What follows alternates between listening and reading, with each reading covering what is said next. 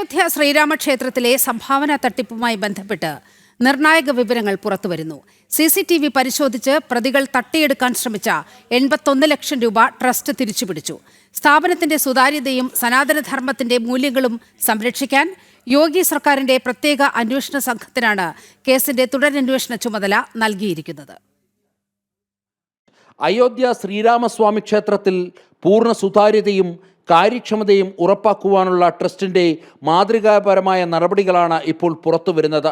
June 4 രാത്രി നടന്ന പണമെണ്ണലിൽ ഉയർന്ന സംശയങ്ങളെ തുടർന്ന് CCTV ക്യാമറകൾ സമഗ്രമായി പരിശോധിച്ചപ്പോഴാണ് തട്ടിപ്പ് സംഘത്തെ ട്രസ്റ്റ് അധികൃതർ പിടികൂടിയത്.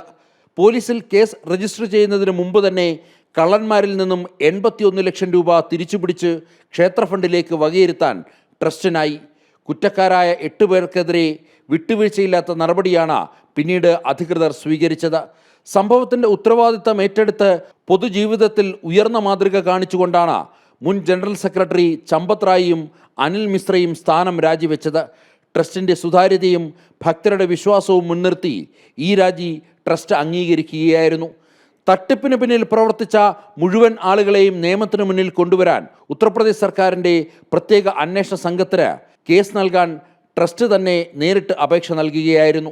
തെറ്റുകാർ ആരായാലും വിട്ടുവീഴ്ച ഉണ്ടാകില്ലെന്ന വ്യക്തമായ സന്ദേശമാണ് യോഗി സർക്കാർ നൽകുന്നത്. ജനം, ഡൽഹി.